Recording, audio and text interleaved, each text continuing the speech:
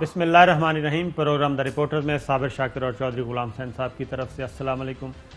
ناظرین، ملک کی جو سیاسی صورتحال ہے وہ کافی جارحانہ ہوئی ہے، خاص طور پہ وزیر اعظم عمران خان جب سے سعودی عرب کا دورہ کر کے آئے ہیں تو کافی اگریسو ہوئے ہیں اور اپنے وزراء کے ساتھ میٹنگز، بہت ساری متعدد میٹنگز کی اور عوام کی براہ راست کالز بھی لیں۔ تو یہ ساری سچویشن چل رہی ہے۔ حدیبیہ پیپر ملز کیس جو ہے ریفرنس، وہ واپس انہوں نے کہا کہ دوبارہ تحقیقات کروائیں گے۔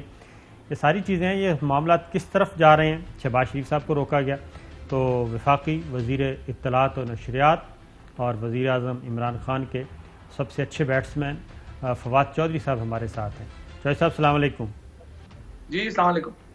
چودھری صاحب، یہ فاسٹ وکٹ پہ آپ کو کھلایا جا رہا ہے، آج کل آپ ہیں اور شہزاد اکبر صاحب ہیں، تو آپ فوری طور پہ تیار ہیں؟ امیدوں پہ پورا اتریں گے؟ دیکھیں جی، ہم تو پلیئر ہی فاسٹ وکٹ کے ہیں، سلو وکٹ پہ تو ہم بور ہو جاتے ہیں۔ تو اچھی بات ہے، جب بھی پرائم منسٹر صاحب نے جب بھی حکم کیا ہے، جب جہاں پہ بھی کہا ہے وہاں پہ انشاءاللہ تعالیٰ ڈلیور کرنے کی کوشش کی ہے، اور اس محاذ پہ بھی انشاءاللہ ڈلیور کرنے کی کوشش کر بھی رہے ہیں اور کریں گے بھی۔ اور اوور آل تو آپ کو پتہ ہی ہے کہ جو ایک گورنمنٹ کی ایک اوور آل پرفارمنس ہے اس کو ہی ہم نے آگے عوام کے آگے رکھنا ہوتا ہے، اور اس لحاظ سے اپنی جو گورنمنٹ پالیسیز ہیں ان کو پروجیکٹ کرنے کی بھی کوشش ہوتی ہے، اور ایک یہ بھی کوشش ہوتی ہے کہ اس کو کیسے جو ہے وہ سامنے لایا جا سکے۔ سو آپ کی مہربانی ہے کہ آپ نے بیسٹ بیٹسمین کا کہا۔ یہ بتائیں کہ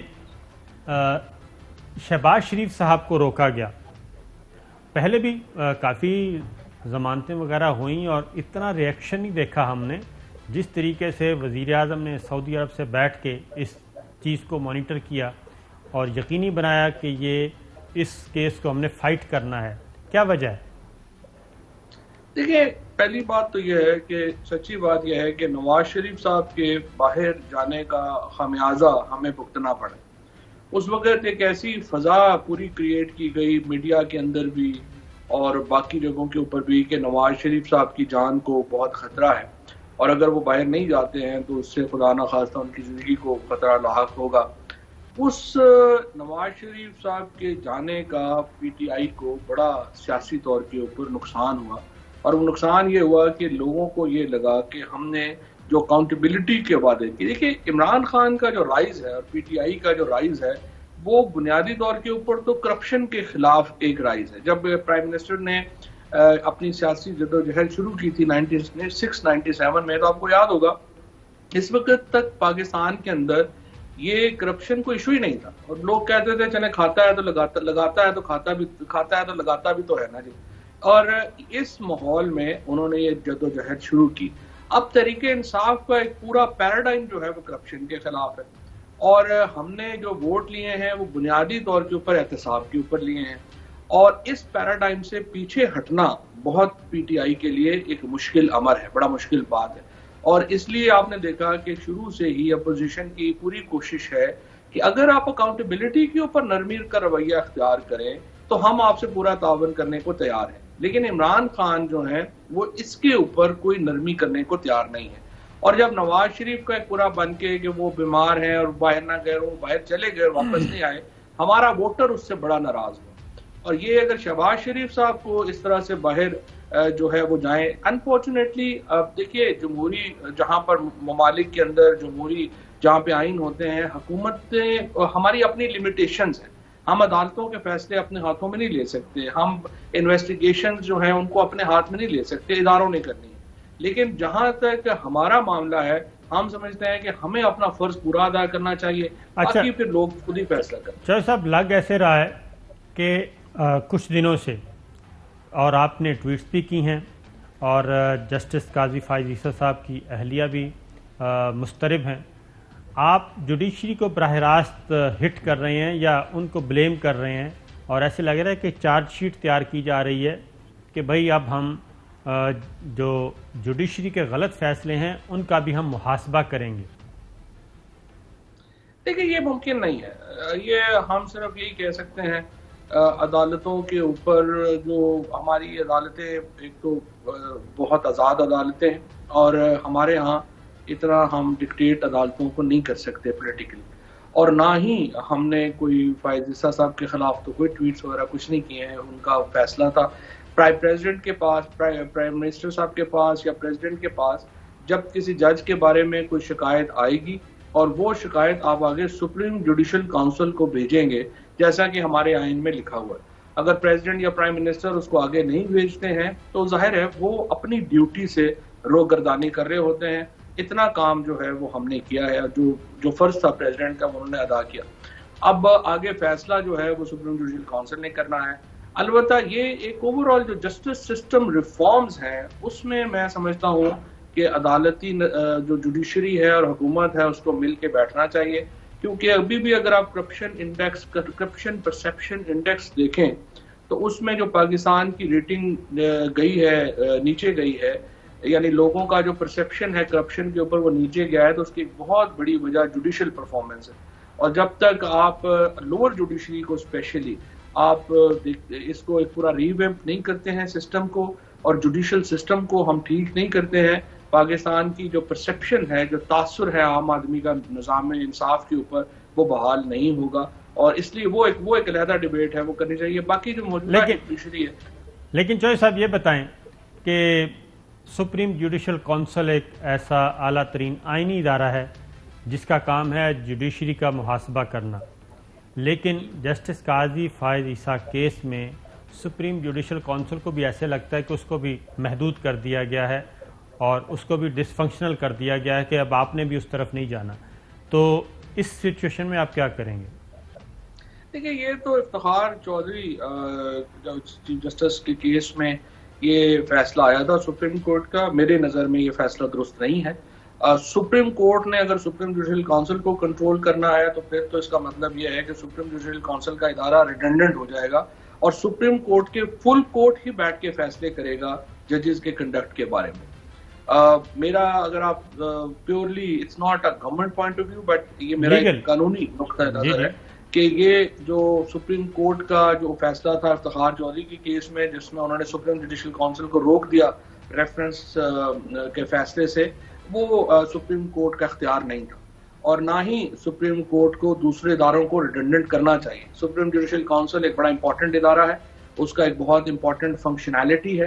اگر آپ اس طرح سے اداروں کو ریڈنڈنٹ کر دیں گے تو پھر اس کے نتیجے میں آپ کا جو آپ کے فنکشن ہیں وہ متاثر ہوں گے. جیسے آپ نے جس طرح سے بھی سوال کیا ہے، آپ کوئی ریویو فائل کریں گے کہ فل کورٹ بیٹھے، یہ جو سپریم جوڈیشل کونسل کو محدود کر دیا گیا ہے یا سادہ زبان میں ڈس فنکشنل کر دیا گیا ہے؟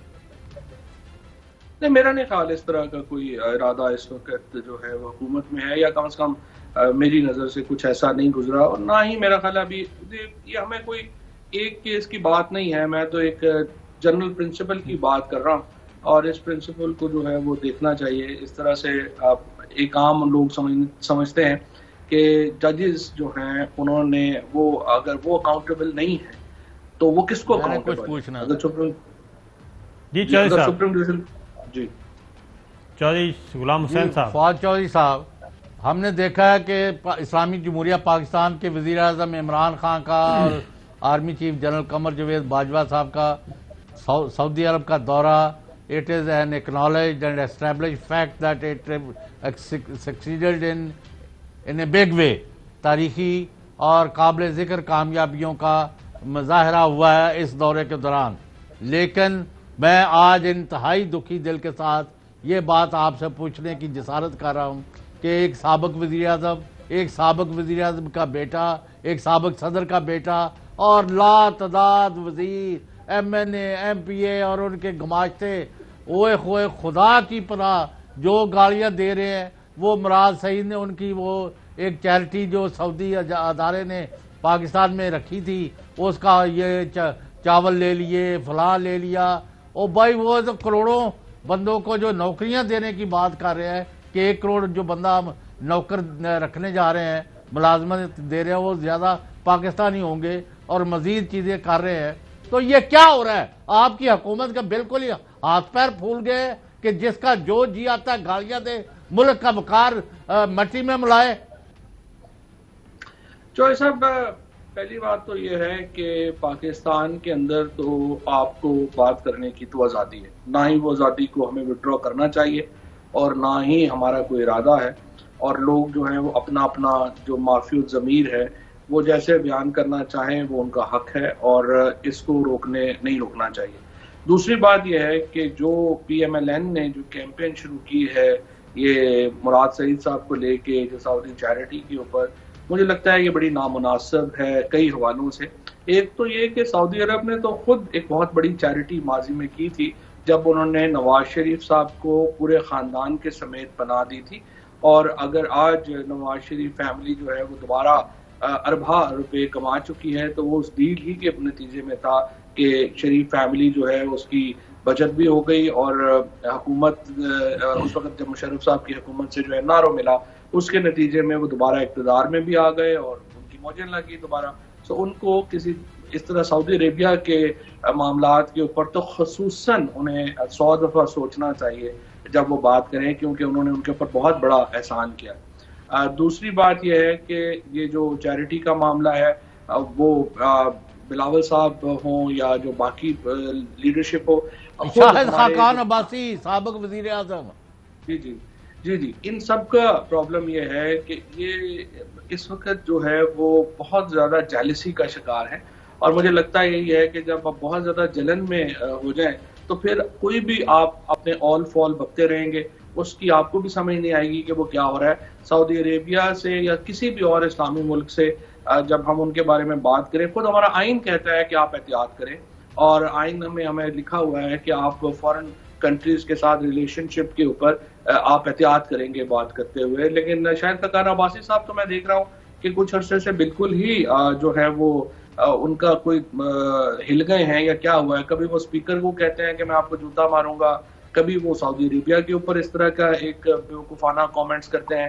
سو میرا خیال ہے ان کو چاہیے کہ کچھ دن چھٹی لیں، اپنے گھر پہ بیٹھیں، اور گھر والوں کو بھی چاہیے کہ شاہد خاقان عباسی صاحب کا کچھ خیال کریں اور ان کو گھر پہ بٹھائیں، انہیں کچھ دیر جو ہے شاید انہیں کچھ چھٹیوں کی ضرورت ہے، وہ بہت زیادہ اس وقت جو ہے انہوں نے کام کیا ہے یا جو بھی کیا ہے جس کی وجہ سے ان کی دماغی حالت جو ہے اس پہ یقیناً شک ہوتا ہے۔ مجھے امید ہے کہ ان کے گھر والے اس چیز کا نوٹس۔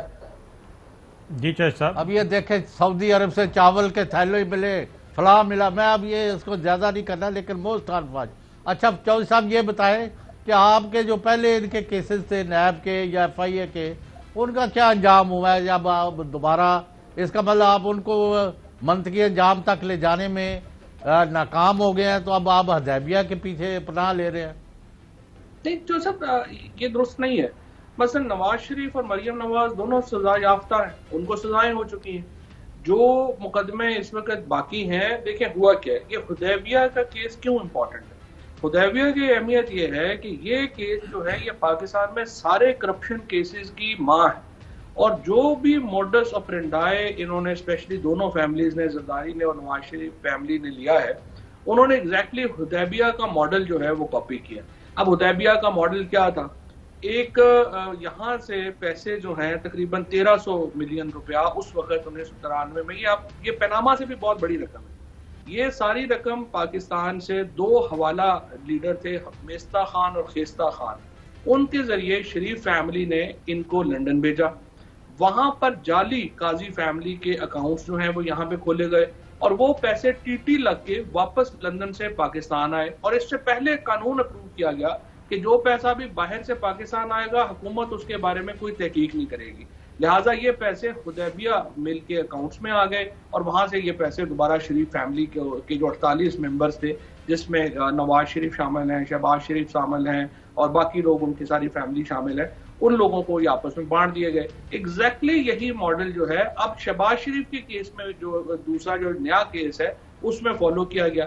یہاں پر بھی پیسے ان کی ملوں میں آتے تھے، 7 ارب روپیہ جو ہے وہ پاکستان سے باہر بھیجا گیا، اور پھر جو یہ آپ کو یہ پاپڑ والا، یہ منظور پاپڑ والا جو میرے پنڈ دادن خان میں بیچارے کا پاپڑ کی ریڈی ہے، اس نے وہ لندن زندگی میں دیکھا ہی نہیں، اس کا شناختی کارڈ استعمال ہوا، اور اس نے اربوں روپیہ شہباز شریف صاحب کو لندن میں پاکستان بھیجا۔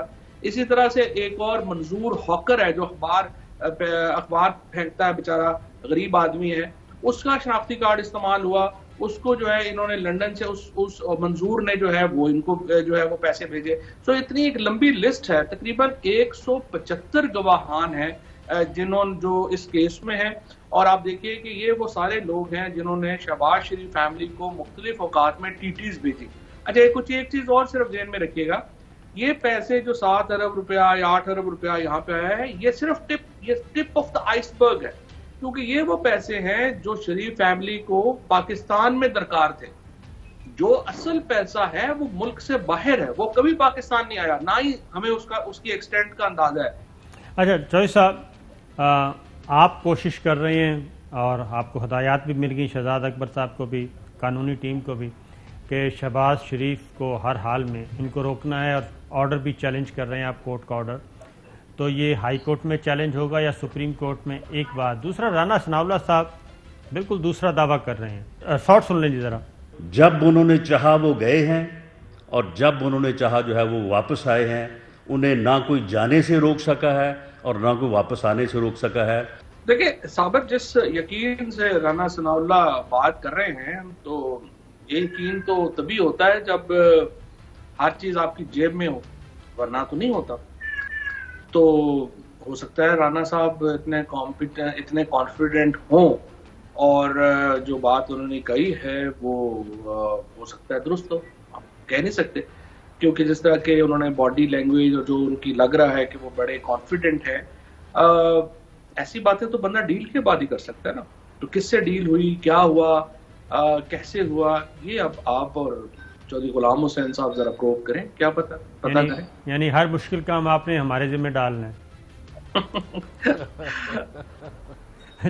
جی چوہدری صاحب, آپ کچھ کہیں گے اس بارے میں؟ نہیں تو فواد صاحب, یہ ایک قیمتوں پر کنٹرول کرنے کے والا تو ابھی تک خواب ہی نظر آ رہا ہے.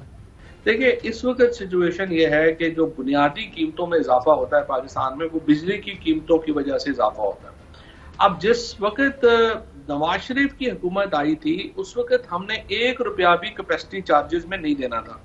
نواز شریف حکومت جو معاہدے کر کے گئی, اس کے نتیجے میں جس دن وزیر اعظم صاحب نے پرائم منسٹر کا اوتھ اٹھایا, اس دن پاکستان نے $160 ملین جو ہیں وہ دینے تھے بجلی والوں. 160 ارب روپیہ جو ہے وہ ہم نے دینا تھا. اب یہ 900 ارب روپیہ ہم نے اس سال کیپیسٹی چارجز میں دینا ہے, اور 2023 میں ہم نے 1456 ارب روپیہ کیپیسٹی چارجز میں دینا ہے. اب کیپیسٹی چارجز کیا ہے؟ بجلی بن رہی ہے, ہم استعمال کریں نہ کریں, ہم نے اس کے پیسے بجلی بنانے والی کمپنیز کو دینے ہیں. اور یہ سارے معاہدے جو ہیں وہ نواز شریف کر کے گئے ہیں. اربن مہنگائی میں اضافہ ہوا ہے, لیکن 1100 ارب روپیہ ایگریکلچر کے شعبے میں آپ کے کسانوں کو شفٹ ہوا ہے. مثلا جو گندم تھی, جب پہلی 2018 میں جب پی ٹی آئی کی حکومت آئی تھی, تو گندم کی قیمت 1200 روپیہ من تھی. اس وقت 1800 روپیہ 1850 روپیہ من ہے. گنا جو ہے وہ تقریباً 130 روپے پہ تھا, جو اب 270 روپے پہ چلا گیا ہے. جو کسانوں کے پاس اور آپ نے زمینوں کے جو ٹھیکے ہیں ہمارے, ہر جگہ 3 گنا بڑھ گئے, اور اس کی وجہ سے یہ جو ہماری ایگریکلچر اکانومی ہے اس کے اندر بالکل ایک ڈفرینس آیا ہے. اور یہ یقینی بات ہے آپ کی کہ اس کی وجہ سے ایک ہمارا اربن جو ہمارا دباؤ ہے وہ تو ضرور ہے اور میڈیا میں نظر آتا ہے, لیکن ایگریکلچر میں اور گاؤں میں یہ پیسہ جو ہے وہ شفٹ بھی ہوا ہے. بالکل ٹھیک ہے, ایک بریک لیتے ہیں جی, بریک سے واپس یہیں سے گفتگو کا سلسلہ شروع کریں گے. ویلکم بیک ناظرین, بات کر رہے ہیں ہم وفاقی وزیر اطلاعات و نشریات فواد چوہدری صاحب سے. فواد صاحب, جہانگیر خان ترین صاحب کا معاملہ حل ہو گیا یا گوسلوں میں چلا گیا, یا اس کا کیا بنے گا, کیونکہ آگے بجٹ بھی آ رہا ہے؟ دیکھیں جہانگیر ترین صاحب کا جو معاملہ ہے نا, پہلی بات تو جس طرح میں نے آپ کو شروع میں بات کہی, ہمارا سارا پیراڈائم ہے اکاؤنٹیبلٹی کے اوپر. اس سے آگے پیچھے ہونا بڑا مشکل ہے ہمارے لیے, اور وہ چاہے ترین صاحب ہوں, علیم خان ہوں, سبطین ہوں, آپ نے دیکھا ہے, یا بابر اعوان صاحب ہوں, عمران خان اس سے پیچھے نہیں ہٹے. ترین صاحب کے معاملے میں بھی انہوں نے بالکل اس کے اوپر نہیں کرنا. نہیں, باقی سارے فرشتے نے تاڑی پارٹی تھے.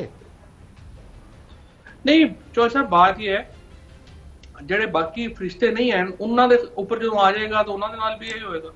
اب سوال یہ ہے کہ ہم نے تو دیکھنا نا ابھی تک کس کس کے اوپر آئی ہیں چیزیں. جس کے اوپر چیزیں آئیں, وزیر اعظم نے ان کو کہا کہ آپ اپنی صفائی دیں, ان لوگوں نے اپنی صفائی دی عدالتوں سے, اور پھر وہ باہر آئے. ترین صاحب جو ہیں وہ بھی عمران خان کو ان سے زیادہ تو کوئی نہیں جانتا. ترین صاحب کو بھی پتا ہے کہ عمران خان کبھی ان کی سفارش جو ہے وہ نہیں کریں گے, نہ ہی جو ہے وہ اس میں انٹرفیئر کریں گے. ان کا ماننا یہ ہے کہ جی دیکھیں میرے جو کیسز ہیں یہ کارپوریٹ نیچر کے ہیں, ان کو کرمنل کے طور پر ٹریٹ نہیں کیا جانا چاہیے. اس نقطے کے اوپر اور وہ کہتے ہیں میرے ساتھ زیادتی ہوئی ہے, تو پرائم منسٹر نے کہا کہ اس نقطے کے اوپر علی ظفر جو ہے ان کو آپ دے دیں. علی ظفر جو ہیں وہ ان سے مل رہے ہیں, وہ ان کی بات کر رہے ہیں, اور وہ پرائم منسٹر صاحب کو اپنی رپورٹ دیں گے.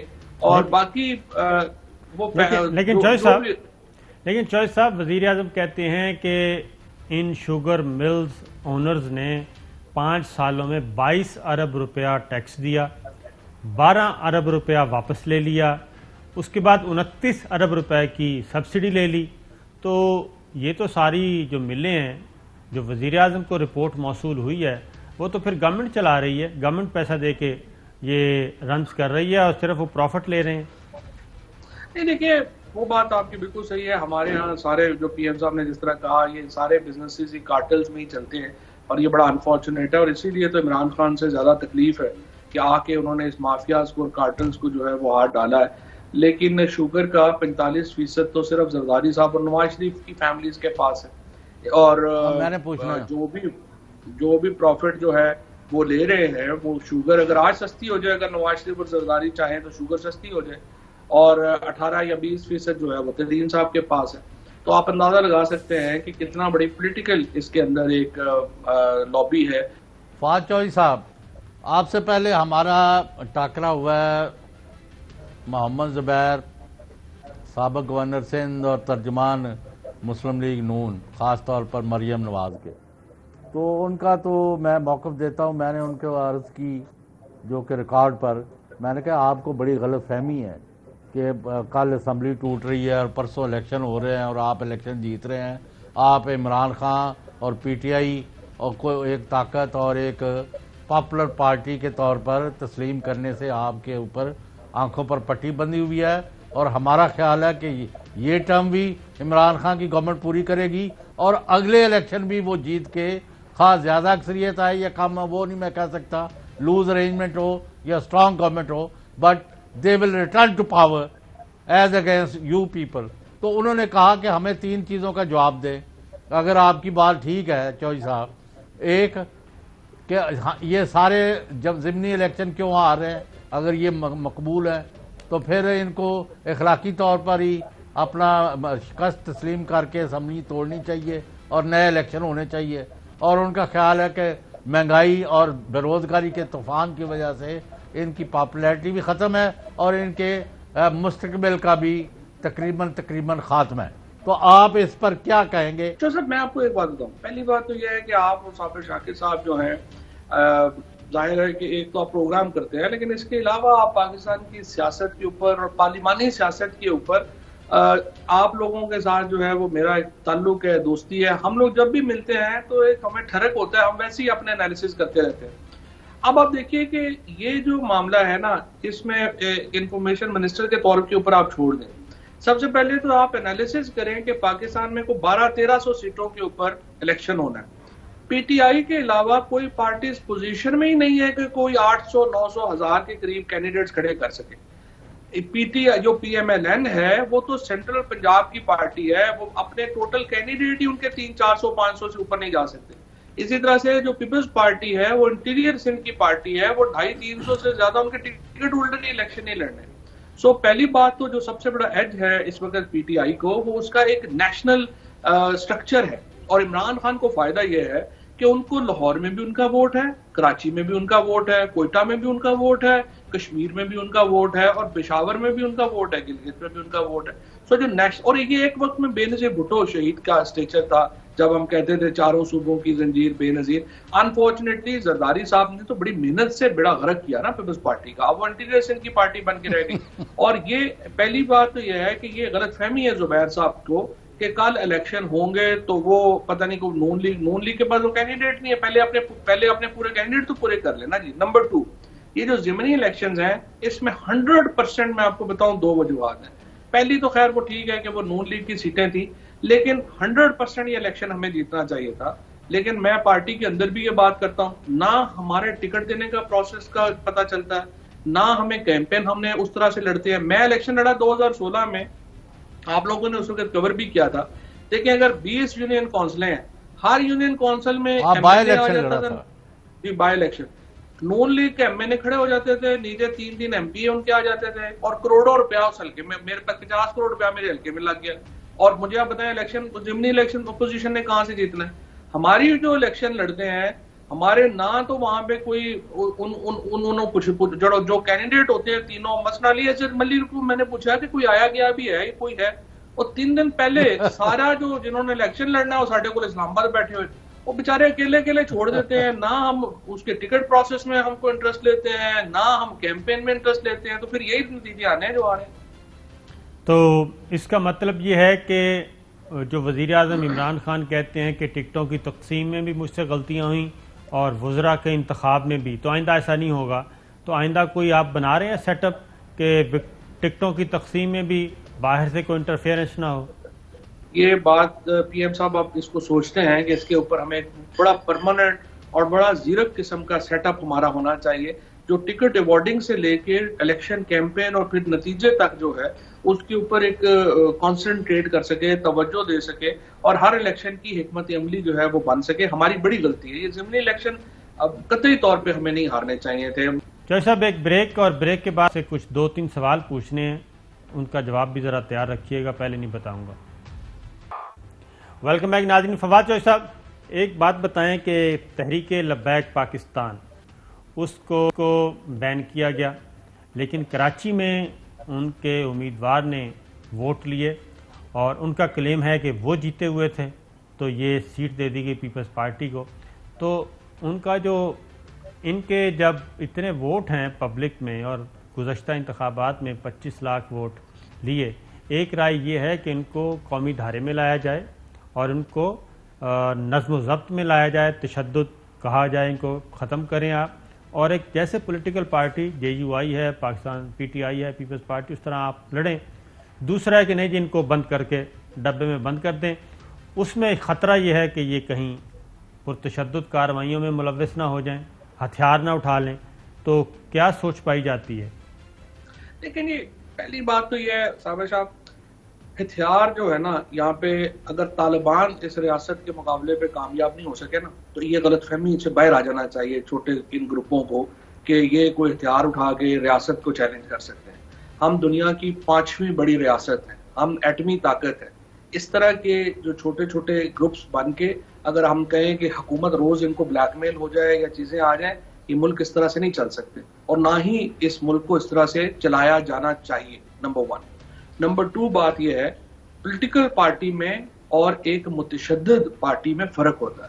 جو بھی پارٹی فار ایگزامپل, اور یہ کوئی ضروری نہیں مذہبی پارٹیوں کا نہیں ہے, مثلا آپ الطاف حسین کے MKM کو دیکھیں, آپ جب ایک الیکشن آپ فار ایگزامپل جب لڑے, اگر ایک کے پاس اسلحہ ہے, ایک کے پاس کیپیسٹی ہے کہ وہ بندے مار لے گی, اور دوسری جو ہے بیچاری جو اس کے پاس ڈنڈا بھی نہیں ہے, تو ان کا آپس میں کیا مقابلہ ہونا ہے؟ ریاست. The world is in your hands with ARY News. Introducing the language selection option in the ARY News app. Download the latest version now for this unique feature, bringing the major spoken languages from across the globe at your fingertips.